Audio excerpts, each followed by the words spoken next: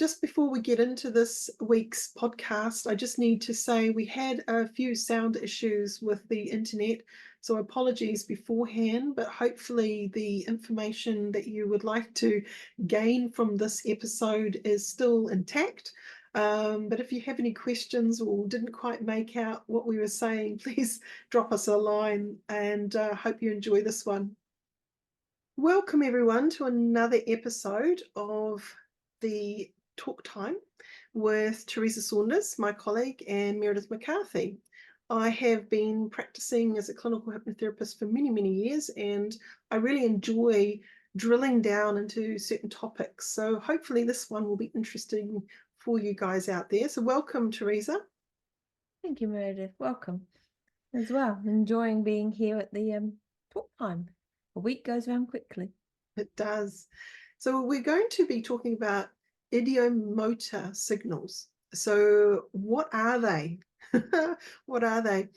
Well, when you go into hypnosis, sometimes a hypnotherapist will ask you to signal using your fingers, yes or no, or I don't know. So this is quite a helpful technique, because sometimes even nodding the head sort of needs a whole lot more muscle control, a lot of more muscles to be engaged than raising a little finger. And the finger can be just such a little wee thing. So it could be any finger that might signal yes or no. And it's not about setting the client up to say your index finger will. So it's important that when we set up a client, we just say, and your finger can indicate yes, and you'll find a finger will indicate, and that will be the yes finger. And the finger, that will indicate no will be the no finger, and it usually is the different finger. It's usually not the same one. So it's quite amazing. And also to add into that the idea of I don't know, because there might be something that that client just doesn't know, and that's fair enough. Sometimes they don't know. So it's nice to have that as an option. What are the positives, do you think, of setting up a session and utilizing the ideomotor signals? So the use of it can help with communication. So if your client is actually quite nervous, and that you can use your ideomotor responses for that instead of communicating, because the subconscious actually knows what the answer to those questions. And you can actually sort of dig deeper of your hidden emotions through memories, providing insights, and that for access through that might not be so easily accessed through verbal communication. So when we're looking at it, a lot of hypnotherapists out there shy away from using it. Why do you think they do that? Maybe when training they haven't understood it fully, of the actual response and how magical it can actually be, because it can be any part of the body that actually gives that response the client does. I mean, for one thing, I have done, and you have to pick your clients as well with this, but getting them to stand up and finding the sense of gravity. I mean, kids, this is a good one, gets them out of the chair, and you ask them to find no, and their body will sway forward or backward or to the side, and then you do the same thing for yes, and is exactly the same principles as using your fingers or a leg or whatever. But I think sometimes it's they haven't had enough time when they've actually been learning, so they don't fully understand ideomotor responses. And maybe a fear of what their client will think if they start getting them to use body parts to move. What I've found, it's a really efficient way of communicating with a client when they're deeply relaxed, and they may not have the ability to articulate through their voice anymore. So you can absolutely shift it to using ideomotor signals, which helps you to continue to communicate well with that client, even when they're deeply hypnotized. And that is a good technique. I had one yesterday. This particular client came in with a fear of mice and rats. and she described it as being terrifying. And when we were doing the I can hypnosis, relate to that one. yeah, when we were doing the hypnosis, there was a point where she stopped nodding her head, and I'm like, okay, she's just relaxed a lot more, and you could see her, because when we're looking at someone, you're reading the body, you know, you want to sort of look at their rate of breath and their body language, and you can kind of notice them slipping deeper and deeper into hypnosis, and their ability sometimes to move or engage, or they might even hallucinated that they actually did nod, but they didn't. So that can happen too.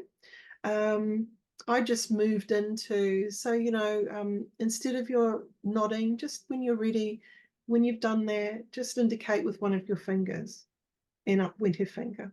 So it was that quick. And it wasn't labor intensive to set it up. And I think a lot of times we have to think, oh, what's the script? How do I set that client up successfully to use their fingers? Well, often it's an organic moment that you think, yeah, you're just going to use it. And it's as simple as saying, and it's amazing your body can actually speak, and indicate how it feels about things. And is it okay to do that? And you can indicate that with your finger if it's okay, and up goes the finger. So there are many ways that you can sort of introduce the concept to the client while they're hypnotized. How would you go about setting up your ideomotor signal with a client? So yeah, so if it was a child, I would get them to stand up, and I would ask them if they could, like, just get them to wobble around for the moment, and then find that point of gravity, center point, and then when they've come back to the stillness, ask them to just allow their body to indicate a yes.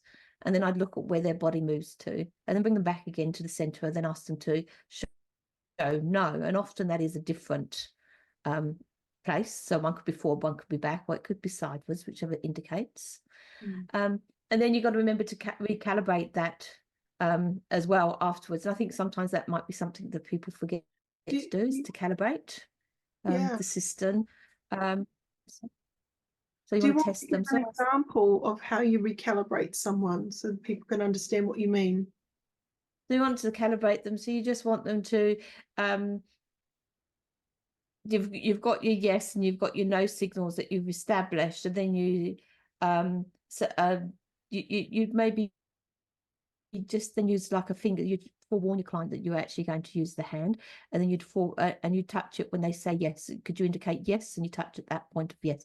And could you indicate no? And you'd do the same for that signal. Then I would move on and do a simple question like, is your name Joe Bloggs? And watch for their body to actually move, hopefully in the yes, so that I know that the calibration has worked. Nice.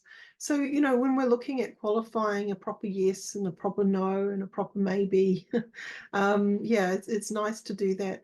The disadvantage often with using yes and no questions can be quite loaded, because quite often when we're thinking about why we might ask something that's a yes and no answer, we need to avoid leading the client too much. So quite often it can be, is there like a more global, is there a part of you that's ready to let go of something today?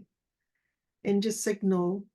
And so the yes finger will go up, let's say. And is it okay for your subconscious to talk to your conscious mind about that and come to an agreement about how that's going to be? And the yes signal goes up. And you say, okay, so in a moment, I'm going to invite you to do exactly that. And when you've done that, just let me know by signaling the yes signal. And you just leave them and they do stuff in between. So we're not really using yes and no in that kind of questioning way that you'd normally say, do you like fluffy toys? But you'd be using direct suggestion, wouldn't you? Be being very direct with your client to reframe the situation as such, yes? Yeah, so when we're kind of looking at an open-ended question versus a closed question, we need to be a bit mindful about the kind of closed questions we do use in that scenario, that we're not accidentally in our model of the client's world rather than in their model of their world and what they need. When we're looking at the idea of telling a client what we're going to do before we even start the hypnosis, I don't do that. I don't do that method in the way of we're going to use these signals and all of that stuff. I just journey them into that hypnotic journey and then we set up stuff. I think it's a much easier approach. But I do recognize that some people do like that in their pre-talk to let the client know what's going to happen next. What are your thoughts on that, Teresa? I really gauge it by the client that I've actually got coming in as to whether there's somebody that likes to know exactly what's going to be happening in their session, or whether there's somebody that's quite happy to just free flow through that session and move in. Again, not preempting what is best for my client. I find over-explaining sometimes with a client that's nervous can be counterproductive, because then they're looking to meet that expectation. But if that's not organically where the session needs to go, sometimes as hypnotherapists, we need to be agile and let it go if it's not working. So if we set the client up with too many expectations of what we're about to do, and let's say one of those techniques doesn't work for that client, it can actually interrupt the successful nature of that session. So it's often better, I find, to be a bit mysterious, so the client hasn't got any preconceptions of what it should or shouldn't be, or whether they're meeting that target or not. Totally agree with that. Yeah. So I think we need to be aware that anything can happen in a session. And if someone goes into, let's say, a regression, a spontaneous regression back to some time where things began, the ideomotor signals may not be enough either for you to check in with the client fully. So it's okay to ask the client in a moment, even after you've been establishing the ideomotor signals, to ask the client to be able to explain what they are noticing or what they're experiencing, or what they're remembering. Because from time to time, I think as therapists, we need to be comfortable to check in with the client and help the client to articulate it out loud. Now, if they're still having problems even at that point, and you don't get that verbal articulation response, then you continue using the ideomotor signals. But from time to time, there may be a need to get the client to explain or express what's going on for them. And then you might actually return after that to the ideomotor signals again. So we can kind of use it intermittently. We don't actually have to just use it all the way through, which I think probably people may assume that that's what we do. But we need to be ready to work with the client in all sorts of different ways when they're doing that journey, because you never know what's going to happen until it happens. That's right. And I think that's the beauty of hypnosis. No two sessions are the same. It can completely change, and from what you thought at the beginning might not continue to come out the outcome that you thought would do, or the way you're going to journey through to get to that outcome. Yeah. So when we're kind of looking at the idea of the non-verbal communication with someone who's anxious, a lot of people are a bit scared of telling their story out loud because it might be rather gruesome. They could have gone through a bit of trauma where they don't want to go and say it out loud into the room, and it feels safer just to do a private process. And I think many people who do, what's that technique? The Simpson protocol. They often talk about that in the way of regressing someone, but not having them relive it in the same way, and also working with the highest self, or the all-knowing self, or their superconscious. So that's where the ideomotor signals will be useful in that space, because you're working now in a different way, perhaps. But even without what we call the Simpson protocol, other things, nothing's new in hypnosis, really. So you don't have to go on this long sort of course and this, that, and the other. You know, the stock standard basic hypnotherapy toolkit is going to equip you to do regression, to do future pacing, to do work with client, whether it's trauma work or ego strengthening or fear phobia, you know, letting that go. We have incredible techniques, and it's just trusting in them and playing with them and getting more and more familiar with them. Yeah, what's your thought on that, Teresa? I think that's a really good way of explaining it, Meredith. I think sometimes it's not the client that needs convincing, it's actually the therapist that needs convincing, and having faith in the toolkit that they actually have, and that the therapist will go, the client will actually take from what they actually need to, and it's trusting in those skills that you have learned through doing your diploma and your study. Yeah. I mean, Ideomotor is great for so many different things, like you say, with the trauma, but it's also good for decision making and behavior changes, because it identifying subconscious blocks to desired behaviors, like such as smoking cessation or weight loss. So ideomotor responses allow you to target interventions that address underlying motivations and resistance, which somebody might not do verbally to you. Yeah. What I like is a bit of a dance between the yes set, so the Ericksonian compliance yes set, where you're getting a person to go, and it's nice to relax, isn't it? And so you're adding a question to a situation of an experience the client is having.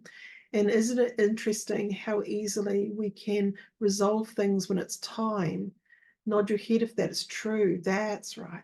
And so we're actually starting to do the ideomotor signal right there when you're using the yes set, which is really, really nice to reinforce positive change and take a person deeper into their self-belief of change.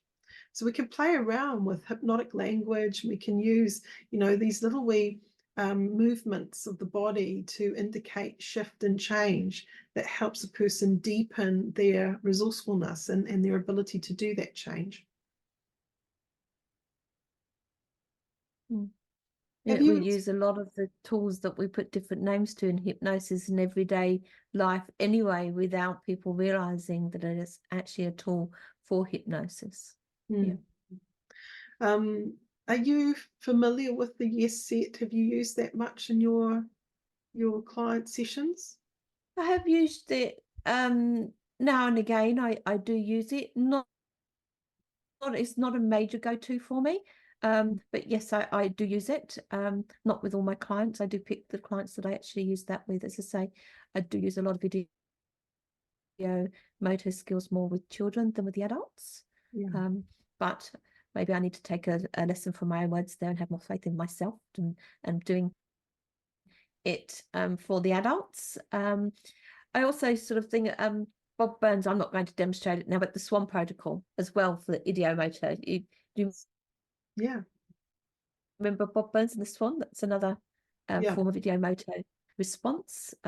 And I do sort of invite people to go and have a look up Bob Burns, and he'll do a far better demonstration than I will do on the Swan technique. And it was an accident how we came across it too, which was rather lovely. And I think we do have some pleasant accidents when we're working with our clients, and we come up with our own protocol on how to deal with something, and we can rinse and repeat that as we get more and more confident in doing those things. So you can understand the principles of something, and you can utilize them in fresh and new ways, which is kind of cool. So definitely, look up Bob Burns. I might even actually put a little wee link into the YouTube video, so you can go and find that swan technique and get to understand what we're talking about here. Going back to the yes set, carry on, sorry. Meredith, what would you use that more for in your practice? Going back to the yes set, what would you use it for in your clinic? Self-belief in change. So all the time, if I have a smoker or someone who wants to quit drinking or drugs or anything like that, is a definite go-to, because I want full buy-in.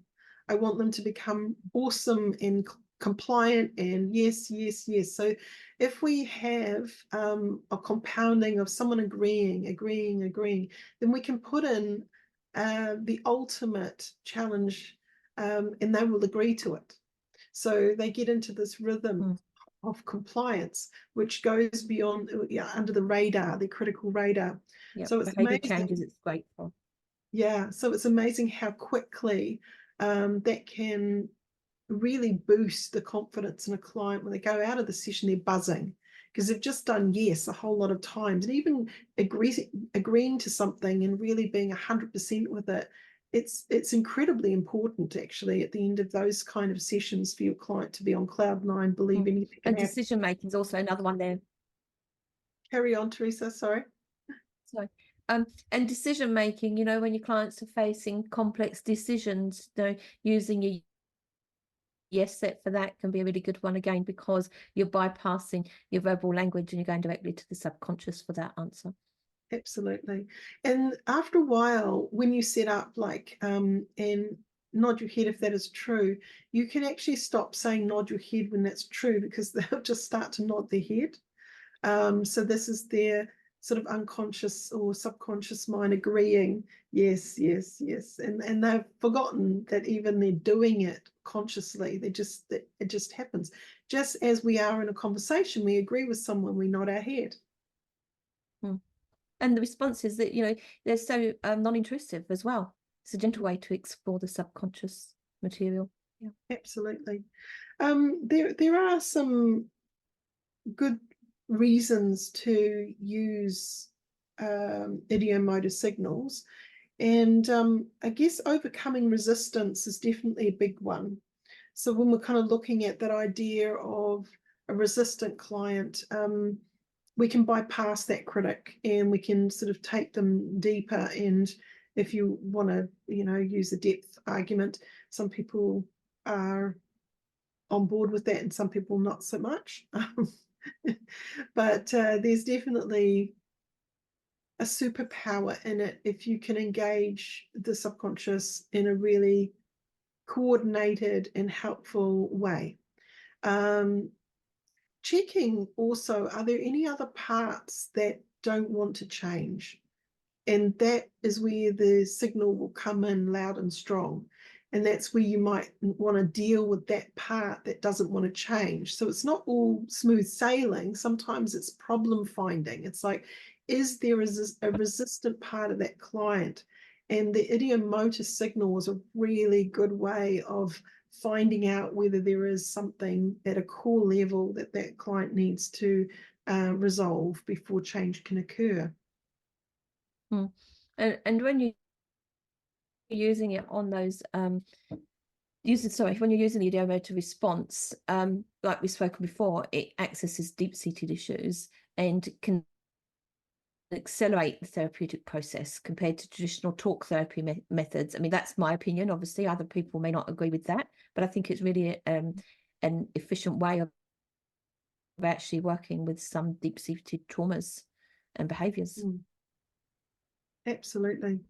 Now, you can use it too throughout the whole process of doing timeline or future pacing or any kind of regression work, or even in the now. Like, you can work in that way. So it's very versatile, and it's just a very quick way and easy way to get the subconscious to communicate with you as a therapist. Because otherwise, you're guessing a lot of it, and even if they can't find their words, their body can sometimes talk more to the truth than their words can, because people get stuck in their story of belief. So often if you ask the physical body to express it, it knows. It knows what you've been doing. And clients, we're human beings. We can be embarrassed, and it can be really hard sometimes for us to actually talk to somebody and tell them our true reason for that behavior or how that made us feel. Whereas, like you say, the subconscious doesn't worry, it just lets us know.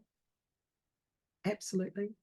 When we're kind of looking at that, I guess, insight to psychosomatic issues, let's look at this one for a moment. So some people may have a physical manifestation of an illness or like maybe migraines, or they've got back issues or some other pain disorder. That can be really useful to kind of get to the core of it and use the ideomotor signals to do that. So, the psychosomatic issues that happen in the body. What are your thoughts about that and using idiomotor? That's where it's one of the ways I would use the yes set. It's one of the ways that I would actually use the yes set to then access part and to start going on to the parts, because sometimes there's a secondary gain for people. And by using the parts, you can then move forward and find out more, delve deeper into why somebody is doing that sort of behavior. What are they gaining? Is there a secondary gain out of that? Yeah. So we were using a couple of words like secondary gain and parts and stuff. So in our series, I would love to talk on those different topics. Again, if anyone has any questions for us to talk on, maybe something that you want us to delve deeper into, flick us a line. We'd love to answer your questions. But when we're looking in a therapeutic way of why someone is continuing a behavior that kind of at first glance looks very destructive, there might be secondary gain. And without going too much into that, it's something that a therapist needs to be on the lookout for. Otherwise, if you don't address that secondary gain, you don't get change. So they're looking at that part of them that doesn't want to change, that part believes somehow that behavior that they're trapped in is of benefit. It could well be a trauma from the past that at one point in time it actually was protecting you, but it doesn't need to continue that behavior anymore. That's right. So let's say a little child's really sick, and it was the first time their parents, stayed home. They were really worried about the child, and they got ice blocks and cuddles and good stories. And suddenly the child gets more and more sick all the time. And there's not really much wrong potentially, but the child has a secondary gain. They're feeling loved every time they get sick. So their body goes, oh, maybe if I get sick more often, I'll get more love. So that can be a cycle. That it really can be a cycle that people pick and run with. Because of external validation is sometimes people are really hungry for that because they're not feeling valued. They're feeling invisible. That doesn't actually necessarily stop when they're a child. It can continue. They can keep that behavior, that part of them can keep that right the way through their adulthood if you don't address that secondary gain. So that psychosomatic stuff, this is, how has the body manifested that thing, and using idiomotor signals to work through that is really powerful. And I've seen such a huge change in so many people. I had one guy, and he had almost like an oos. So every time he went to pick up stuff, it was like he had he had weakness and muscle pain and joint pain and so on. But every time he went to the doctor, there was nothing wrong. Now, he was in a point where he was petrified of going to university. He had no idea what he wanted to do. And of course, the more sick he became, the more he avoided that ultimate decision. Now, when we got into the session, we used the idiomotor signals. That was able to be resolved, and actually in that very session the pain left them, like literally. And he was able to make the decisions because we worked on that deeper level of causation, like what's the secondary gain here, what's really going on. So incredible sessions can happen, you know, really great outcomes quite quickly when you're dealing with the subconscious and you actually help that subconscious work it through. For sure. Yeah. So look, if anyone wants to come along and find out more, exciting news. The school, well, we've gone online and we're going to be doing live classes. So anyone, no matter where you live, can now join in. And this is exciting because it's about being accessible and helping people be the best therapist. And if we can deliver this program in a really great way that can help you become who you want to be and get out there, then this is just another step that we're doing to make things accessible. So check it out. The next round is at the end of July. So we're starting July 2024. I've got dates right up to 2028. So if it's not right for you this year, check out next year's. But it's broken down into modules. We're going to be focusing a lot on explaining techniques, demonstrating techniques, and then you go and break out and do those techniques in the different breakout rooms. And I can hop in there and give you personalized support and really offer you through that process. Anything you would like to add to that, Teresa? I'd just like to say, so please like, share, and subscribe to our channel. Drop us a link. Go and have a look out on the website. And thank you so much, Meredith, for inviting me for another talk time. And I look forward to our next week of it. It's been a pleasure. So goodbye, everyone, and we'll see you next week. Bye.